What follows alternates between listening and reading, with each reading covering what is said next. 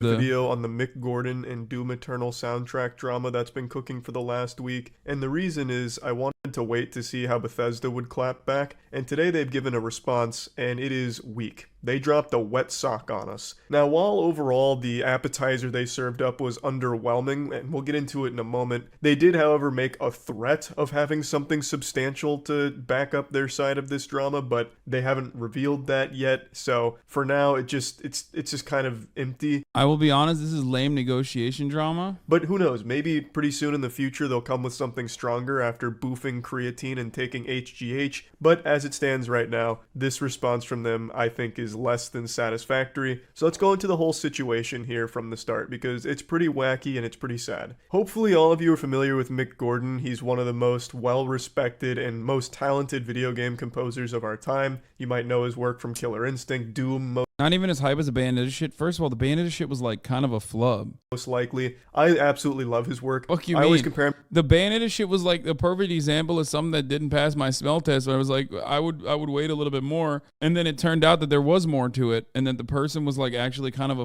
the person was like kind of weird and shitting on like the other voice actor for no fucking reason. Like not to defend Bayonetta or anything like that, but what is this? Why are you sending me a Lauren Chen meme, dude? What the fuck? Twitter before Elon versus after Elon? What? You just sent me a Lauren Chen meme. Yeah, it's all HB1 visa recipients that have to fucking stay there, that are stuck. And you literally just sent me, I'm like losing it a little bit. This is like some fucking psychotic right-wing content creator who has like said things like Jews are responsible for the slave trade and shit, you know? Him to like Hans Zimmer in the way that if his name is attached to a project, you know that soundtrack is going to be slapping. And of course, Mick was brought back on board by id Software to be the composer for Doom Eternal. Fans were pumping their fists, sodden, sopping panties, everyone was excited, and it all seemed fine until the Doom Eternal OST released, the original soundtrack. So the OST is different than the game scoring, and when the OST came out, everyone was surprised that it just really wasn't good. Like, it wasn't well made, it was sloppy, and Mick Gordon's got no blemishes on his report card. This is a straight A student. His whole resume is nothing but hits. He's never had a miss. Until Doom Eternal's OST.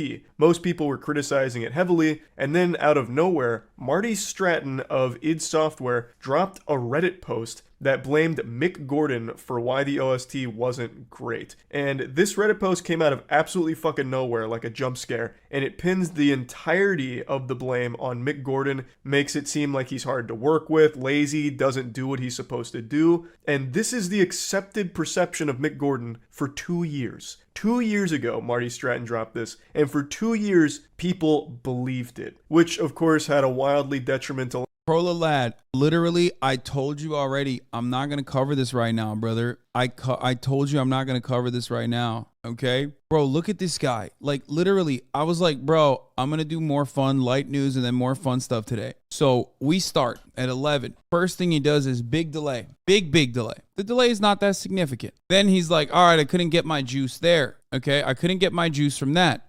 He goes, there's some horrible trench warfare in Ukraine right now around Bakhmut. Russians are sending human waves, mostly Wagner recruited prisoners. Okay? There's some horrible trench warfare. He says, Hitler said that the world will forget the Jewish genocide like they forgot the Armenian one. Now, then he says, all Istanbulites are Greeks. And he's like, I'm not picking it up. He's like, come on, just do that instead. Okay? Talks about debating someone on ISIS Twitter in 2014. Okay? And this ISIS Twitter defender was an Austrian school guy, like Austrian School of Economics guy. It's like nobody asked, not even enough. Okay? Then he just starts pumping this. Turkey's heavily bombing Kurdish areas right now. Turkey's launching a genocide against Kurds in Syria right now. I'm like, bro, I literally told you. Okay, I told you we'll cover this tomorrow. I'm not gonna cover it today. Okay, I told you. I saw you spamming, and I told you. Like, please, what the fuck, dude? Take a goddamn break. Take a break. Like, I'm watching Fulcrum shit himself at Lowe's, and this motherfucker's like, bro, watch this video right now. Watch this right now, please, bro. Watch this right now. Watch this right now. There's genocide happening. Get into it now. Wait till Monday, motherfucker. Wait till Monday. Okay? Jesus Christ, dude. Impact upon the reputation of Mick Gordon. Most people used him as an example for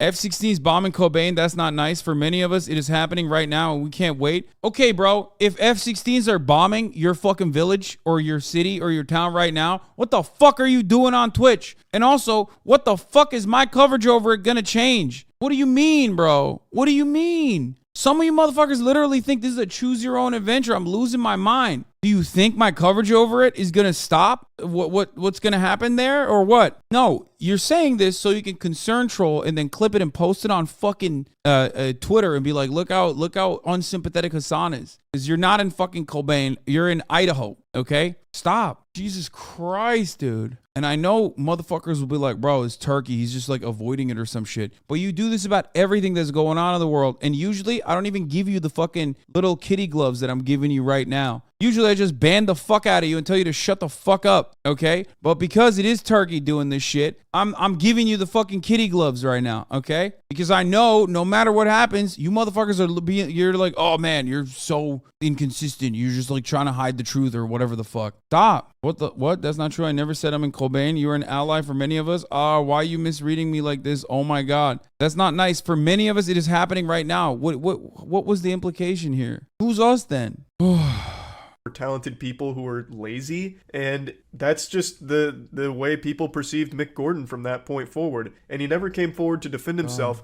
until last week.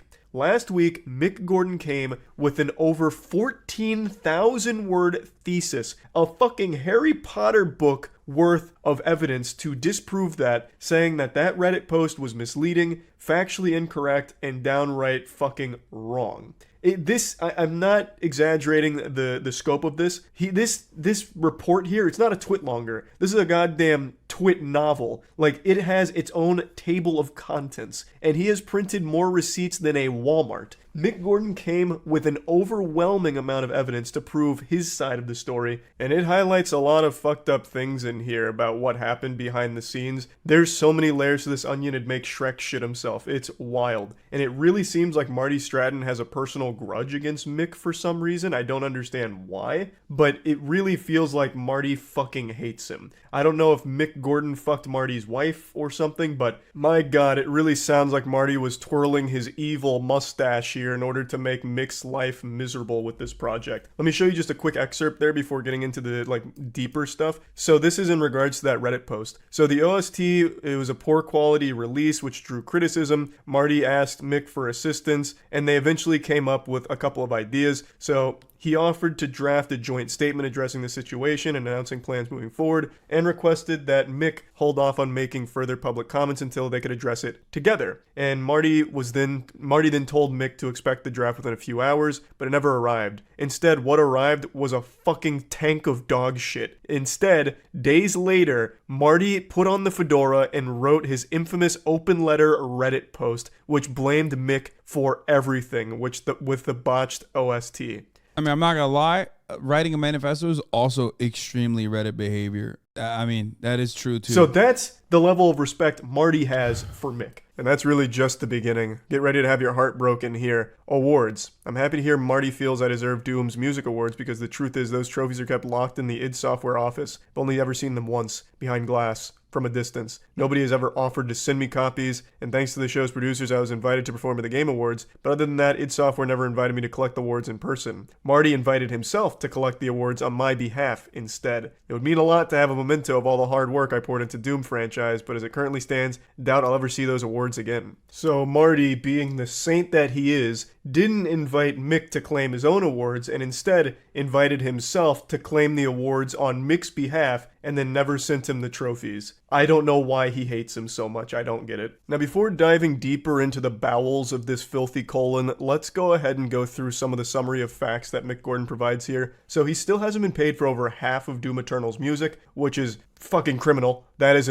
a massive, massive problem that he has still not been fully paid for his work. The Doom Eternal OST was announced with his name attached and made available for pre-order before Mick was even contracted to produce it. And despite Mick's alarm and constant appeal, they offered Mick a settlement if he allowed the Reddit post to stay up and agreed to a gag order. They then threatened ZeniMax legal action as an alternative. It looks like he signed an NDA for 2 years and then took the bag and wrote the manifesto after. Yeah. No, I mean, pop off. actually pop off. My dude was, what did he have? Like a fucking, did he have a watch on? He had like a big clock at his house that was just counting down the moments until he could fucking release this thing. That's such a weird thing to put a fucking, to issue a gag order over, by the way. Sorry. My fucking epic Reddit post needs to stay up there. Marty refused to do anything about it, which led to a 9-month delay. And after 7 months of inaction, he reported his concerns to Bethesda, and Bethesda and him negotiated the Doom Eternal OST directly without Marty's involvement, and he received the contract for this just 48 hours before Doom Eternal was released. The delay was announced a week earlier before he was under contract, and the deadline was 29 days later. This is really only the tip of the iceberg. Things were just filthy with id Software and Bethesda and how they treated Mick. One thing that I think is very important to note is they attempted to bribe him. No, Mick never took the gag order settlement. He just mentions it as what Bethesda offered him, but he didn't agree to their terms. Into silence. According to Mick, they allegedly offered 6 figures in order for him to not come forward with his account of this situation. So one of the reasons it took him so long to come forward with all this, not only because of the length of... Because he was writing a fucking manifesto that was like 1,000 pages long. How in depth he went. Obviously, that takes a lot of time to get all of those ducks in a row. But another reason that there was such a long period between that Reddit post and this, 2 years, is because they kept trying to legally scare him and intimidate him. So there were lawyers involved that would constantly just kick the ball down the field, hoping to keep putting this off, because they knew Ragnarok was coming. They knew Mick Gordon wasn't going to stay silent. He didn't accept the bribe. So all they could really do is try and stall for as long as possible, and that's just one of the reasons that it took so long for him to come forward. They tried to legally strong-arm him and bribe him into not coming forward, which clearly didn't work, and I'm glad Mick Gordon's coming forward because this is a really valuable look into some super shady shit that I'm sure isn't the only time it's happened in the industry. So Mick Gordon calling attention to it and highlighting it, breaking it down, I think is beyond valuable, and it's so great to see Mick Gordon come forward with an attempt to clear his name, and I think this is perhaps the best defense I've ever seen on the internet. This is like a professional S-tier rebuttal. Like, it's actually wild how much evidence that Mick presents here to disprove everything Marty was claiming. When you look at Marty's post in comparison to this, it's laughable. It's written by a clown. There is no evidence to support any of Marty's claims. Meanwhile, Mick Gordon has 14,000 words full of receipts to support his side of this whole thing. Now, you might be asking, how did the OST end up so bad? Well, it's because... I can't comprehend how this could possibly have happened over a Reddit post. I mean, I understand it. It's just like reputational damage, but it is kind of wild. It is kind of wild to consider that it was over a Reddit post. Marty and id Software passed it off to Chad Mossholder, who was an in-house audio engineer for the team, and Chad Mossholder took it on and produced less than stellar work. Now, I'm not here to critique Chad Mossholder's talent, and from the quality of the OST, I'm pretty sure he didn't put his best foot forward here. I'm imagining that he only worked on this OST while... No, I know it's about exploitation. I know, but like this dude was fucked over. This dude was fucked over by a giant company, okay? But the main reason why people knew about it and got angry at him personally was a fucking Reddit post from 3 years ago. Because why else would anybody else know about anything? If the other guy had shut the fuck up and not written a Reddit post, this would have probably been settled like every other, like 99.9% of labor disputes like this that end up in arbitration, and no one would hear about it. Maybe he'd write a fucking manifesto like this again, but it's crazy to like not only fuck over your artist, but then to also go on the defensive ahead of time and just like shit on him. While blackout drunk and pissing his pants and forgetting who he was, because it is so sloppily made. It is amateurish. I refuse. Yeah, it's wild that every settlement offer from Bethesda demanded Mick let the Reddit post stay up. They even made the head mod of r/Doom put it back up when it was taken down temporarily. That is insane. To believe a high-level audio engineer actually worked on this in any meaningful capacity. This may have been Chad. You used Fossabot. I know who made it. Yeah, that dude sucks. The dude who made Fossabot, he's British. I don't know if you know that. Yikes. I'm in here too, bitch. Wait, what? Oh, shit. Mossholder passing this off to an intern so he didn't have to. I don't know. But it is terrible. Like, from an actual quality standpoint, it is He's awful. British. It wasn't Mick Gordon Oh, who fuck, produced this he's bad in OST. it. it was the id Software team that forced this poor OST and blamed Mick. Now let's turn our attention to Bethesda's official response that they posted last night. This is the legendary Double Down. The recent post by Mick Gordon both mischaracterized and misrepresented the team at id Software, the development of Doom Eternal, and Marty Stratton and Chad Mossholder with a one-sided and unjust account of irreparable professional relationship.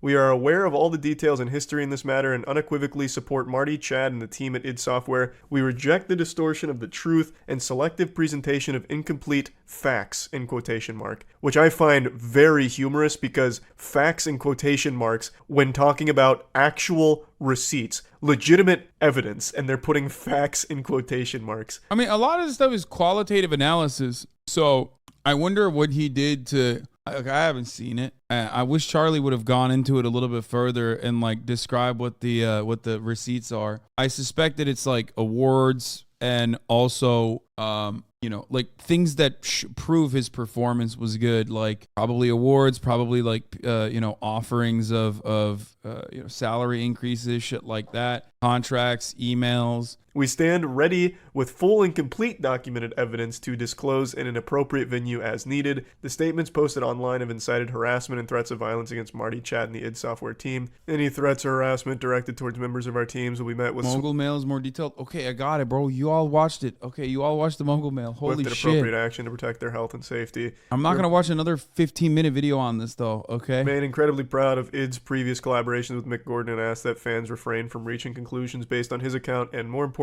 from attacking any of the individuals mentioned on either side, including Marty, Chad, or Mick. This whole statement, I think, is an absolute toilet paper roll because you didn't release a statement when Marty went rogue, off book, off script, fucking full-blown James Bond off the grid and released his Reddit post shitting on Mick. Where were you condemning that? That was a one-sided account of this situation from Marty, and it shit all over Mick's reputation for 2 years and incited harassment against Mick, and it also irreparably damaged his reputation for 2 years, probably even prevented him from getting some work, I would imagine, because people would read that and be like, well, Mick sounds hard to work with and he won't reach the deadlines, because everyone believed Marty because his word meant something. They assumed he was telling the truth. Where was the Bethesda official statement then? Marty didn't even drop any level of facts. He just dropped the fan fiction out there. He had no evidence in his post to begin with. And Mick Gordon even made sure to let fans know that he doesn't want this to lead to harassment or anything like that against anyone involved in the team,